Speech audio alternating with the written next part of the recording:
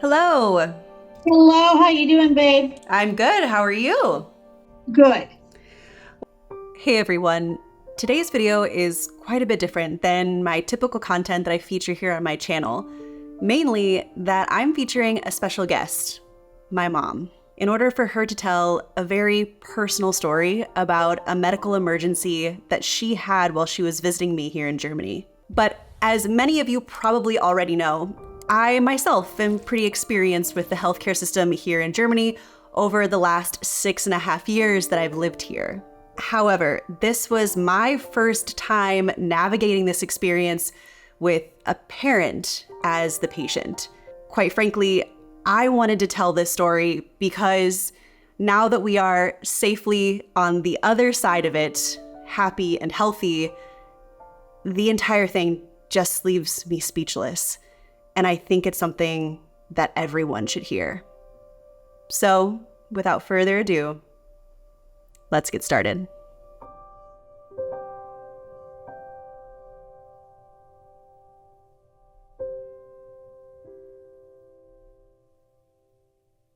So why don't you take me back to the very beginning of how everything started? Well, my husband got me a bike, an electric bike, and I dearly love it. And I got all the equipment, the head, the helmet, and everything. And on Father's Day weekend, a year and a half ago, I got in some gravel. No, I didn't hit any cars or anything like that. My husband was in front of me. I spun out and hit my head, and I couldn't stop my bike. So that was on the weekend of Father's Day that it happened. Yeah, and I remember it happening actually because you got a black eye and you sent me a picture. I did. You sent me a picture of it. 2 days later, I got a black eye. Well, we knew in July we were going to see you and the kids, the little kids, within a month.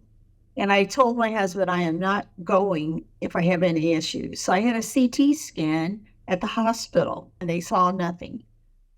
You know, what I think is also really interesting about this injury that happened to my mom is that it really was a non-story. And at the end of it, she rode home. This wasn't some extraordinary traumatic event that had all of us rushing her to the hospital. But like she said, it came back clear. And after she got the good to go, she felt safe and secure making the trip to come visit us in Germany. When we got to come, we just made sure everything was okay. And then about 2 days later, after I landed, I couldn't even walk. I couldn't even move my legs, couldn't even do anything. And I couldn't figure out why. Okay. Yeah, well, and I think that was what was so perplexing. I mean, like, as your daughter who was watching all of this unfold, I remember like the first day you were here, you were normal. You were fine. You held Theo. I remember that. Like you seemed like your normal self. And then it was sort of the next day that we started seeing that you were struggling. I had issues. Yes. Yeah. It was in July and I had major issues. I couldn't even walk. And I got sick to my stomach. And that is definitely head injury stuff. Now, I do want to interject a little bit here to provide some context that I think is really important to not only understand my mom's health at that time, but also how the people around her, myself, my husband, her husband, my dad, how all of us were interpreting all of this. My mom lives with a neurodegenerative disease called Huntington's disease. It affects your motor skills. It affects your memory. And so quite frankly, when the symptoms first started showing up, yes, they were alarming, but they also do kind of fit the pattern of Huntington's disease. I for sure thought that, maybe her symptoms are just being a little bit exaggerated because of the jet lag that she's experiencing. Maybe she's just really tired and her normal symptoms are just seeming to be more intense than normal. She just wasn't really herself. She wasn't as active as she normally is. But as Ashton said, and I've experienced it many of times, I thought it was just jet lag. And we couldn't figure it out because we had a CT scan like just a week before I came. Yeah. Nothing was there. So we kind of figured you had a friend he's a neurologist. So we contacted him about my head injury, and he said it's definitely the head injury. You know, one thing that's really interesting for us as Americans, after we called my neurologist friend and he told us to go to the emergency room, we told him Ashton's parents don't have travel insurance. They have nothing covering them in Germany. He made it very clear from the beginning, because he's a very good doctor. He said, it doesn't matter what the cost is. What matters is your mom is here the next day. He just said, go, you'll figure it out later when it's actually going to cost. Yeah, but that wasn't really an easy task, because we were on the second American floor, first floor for here in Germany, and we had to get her down the stairs, but she was not able to move her legs. She could not move her feet down the stairs, so Jerry and I had to carry her down the stairs and get her in the car. And that's really the point. I was thinking to myself personally, something might be really, really wrong. So we went to the hospital, and I had a really good experience at the German hospital. They took care of me right away. You were with me. My husband was with me. And I couldn't believe how fast it went. Well, and I remember too, what the doctors did in Germany as well is, because they knew that you were not from Germany and that you didn't have any travel insurance like that, they were really careful to not like jump into the really expensive tests first. They like tried to, I remember they did a spinal tap the first night, and that came back clear. And so the next thing was to do a CT. Okay, the spinal tap was clear. And that was the first time I ever had one like that, because my husband saw it. He says, can you see anything coming out of that? No, it's clear. So confused, not really knowing what to do, they recommended that they just observe my mom overnight and monitor her symptoms. And over the course of just that 12 hours, she continued to deteriorate. It was clear that something very significant was going on with her brain. And the physicians at the university clinic in the Neuro Center in Freiburg suggested that she get an MRI done. The MRI came back and showed significant hemorrhaging between the brain and her skull, putting so much pressure on her brain that it actually had shifted the center line of her brain over. They immediately rushed my mom into emergency brain surgery in order to drill holes through her skull to relieve the pressure and save her life. It was very quick, and I'm glad it was quick.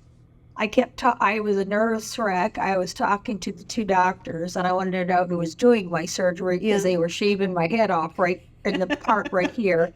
So anyway, one was from Deutschland, and the other guy was from Finland. That's and right. He says, we do these all the time. And he said, I go, you do? And he goes, it's good. You're going to be okay. So I said, okay. Nice. So I just tried to not talk anymore after that. But I was a nervous wreck at that point. Oh, I'm sure anybody would be. But I have to say, what was so incredibly extraordinary was the night and day difference after she came out of surgery. It was incredible. I mean, she wasn't totally back to her normal self, but she was speaking clearly. She was articulating herself much more clearly, and her facial expressions seemed like normal as well. After you had your surgery, you were in the hospital for 5 more days, recovering in the hospital. And what was that like? That was fine. I shared a room with a very nice German woman that was about my age. She spoke English. We kind of became friends and talked. The only thing I didn't like, there was no air conditioning. That was rough. That was rough. You were there in July, and it was hot. I had therapy in Germany too. Yeah. There was a really nice gentleman that would come in every day, and he says, Dawn, you're doing really good. And I said, good, but he said, I had to go up and down those stairs all the time. Yeah, he was trying to get you to move. And I had great doctors there and nurses. I really did. They took wonderful care of me. You know, none of us are guaranteed tomorrow, and while my mom's medical event can best be described as a freak accident, the entire experience underscored for me just how important our health is, and was a major reason why I decided to make lifestyle and wellness changes and support my health with AG1. Between managing the content for this channel, running a household, and chasing after 2 kids, lately I've been feeling quite low on energy, despite doing my best to eat healthy, exercise, and get 8 hours of sleep every night. So that's why I started integrating AG1 into my morning routine, because it helps to fill in my nutrient gaps and contributes to feeling less tired with nutrients like B vitamin complex and vitamin C. And I really have noticed a difference. I feel more awake, more present, and it's great that I can get all of my essential vitamins and minerals in a supplement that's both convenient and practical. And I think it tastes pretty great too. Plus, AG1 supports normal immune function, which, let's be honest, heading into cold and flu season definitely is an added benefit. Listen, next time, we cover our mouth. Okay, oh, that's all right. We're gonna keep working on it. So why not give AG1 a try?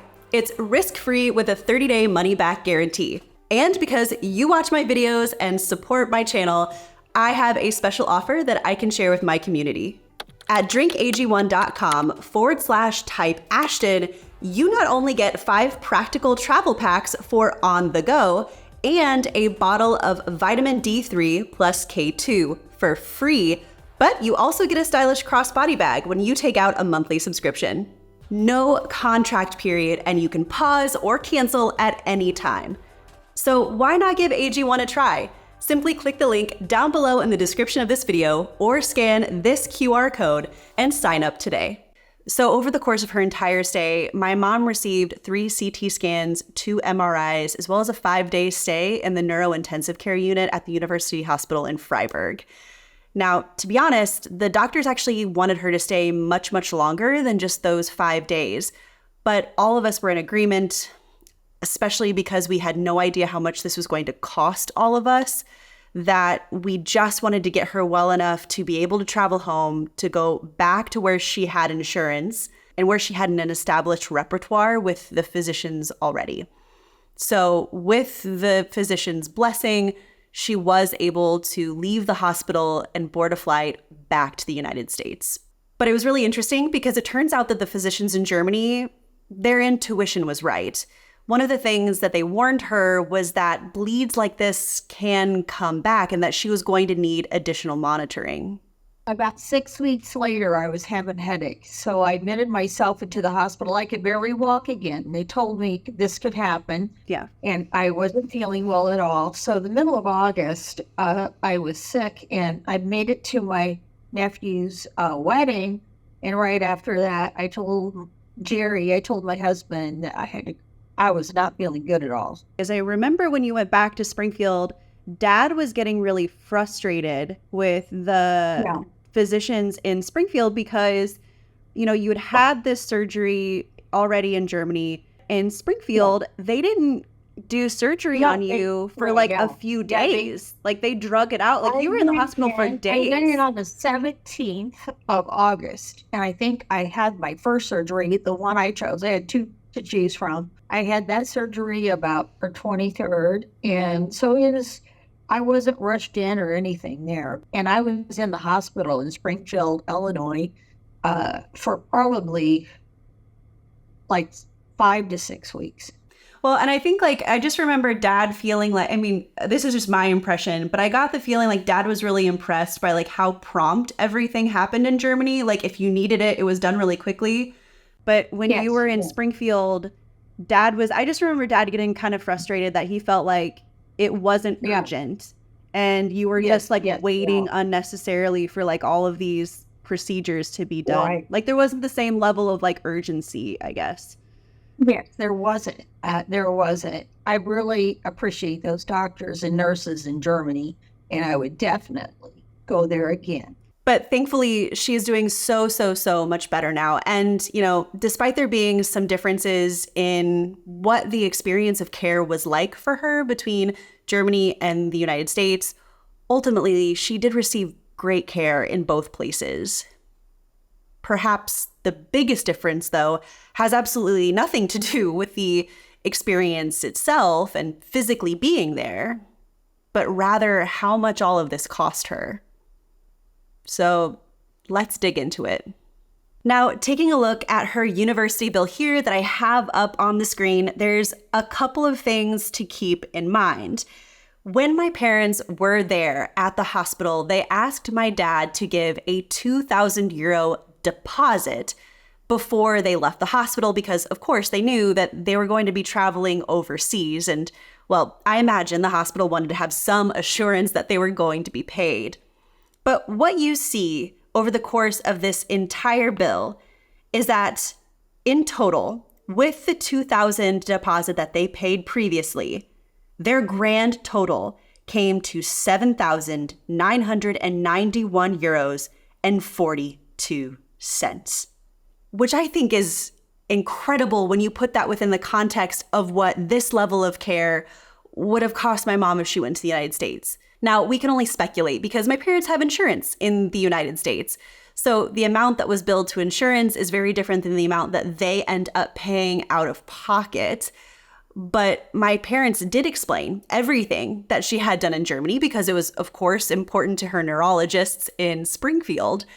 And they shared that had that been done in the United States, her bill would have been at least $250,000, if not significantly more. A CT scan is so much money. It's like everything is so expensive. So anyway, I'm still paying on some bills.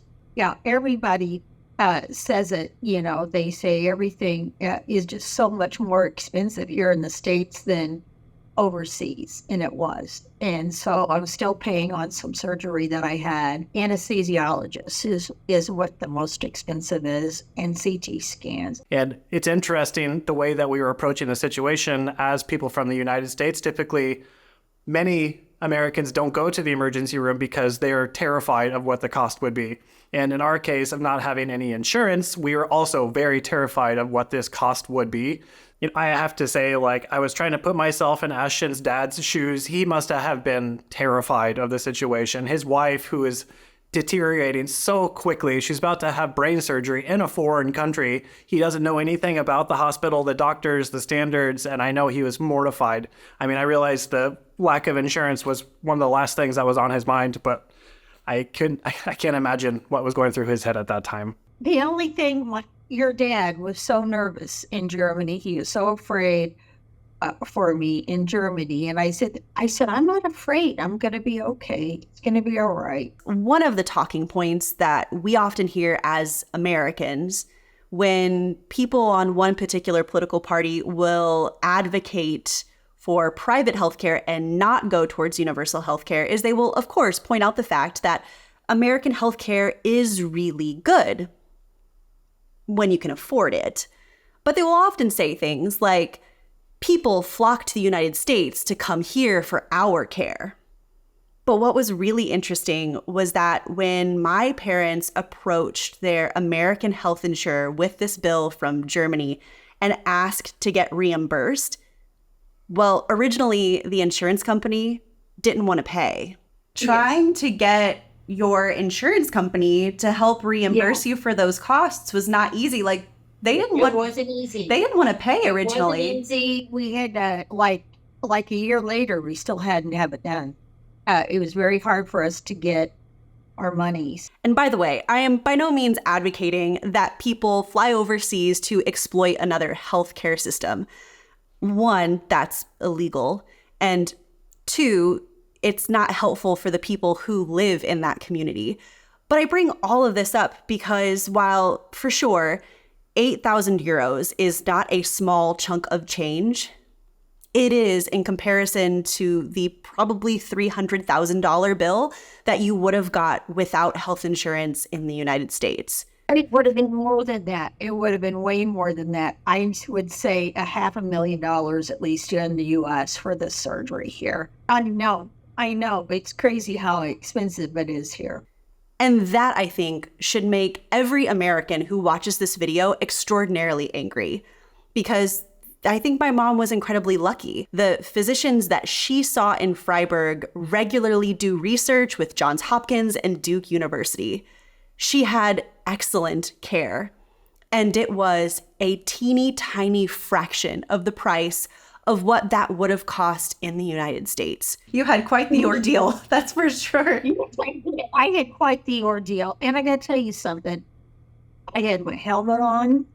I had everything fine. My husband was with me. He didn't see me fall or anything, but I think I needed a football helmet. I really did. You need like one of those. You need like one of those big like motocross helmets, like the full face one. That's the only way I think I'll get on a bicycle again is if I have a football helmet that comes, across here and maybe towards my chin. I had sunglasses on too, and that's what caused my black eye was the sunglasses that I had on. But I wanted to close out this video by just saying thank you. Thank you so much to the neurology team in Freiburg who quite literally saved my mom's life. I have to say, we are so very grateful for how well Dawn's recovered from the situation. About a year later, she's really back to herself again. So I have to say, we're really proud of her recovery and all of the work that she's done to help get herself back to normal. This is an experience I would never wish on anybody, but I have to say she was in the right place at the right time. I'm happy that you were on the other side now and doing much better, and we can happily talk about this experience is happening in the past. Yeah. Yes. and that we have a positive ending and not a negative. Yeah. I know. I love you. You guys take care. Love you too, Mom. Thank you thank you for jumping on this call with me and sharing your story. I've been wanting to do this for a long time, Sweet Pea. All right. Okay. Bye, Mom. Thank you again. Okay. Bye. So with that, as always, guys, if you enjoyed what you saw today, be sure to hit that thumbs up button. And for more content from Type Ashton, hit that subscribe button. So I'll see you next Sunday. Tschüss!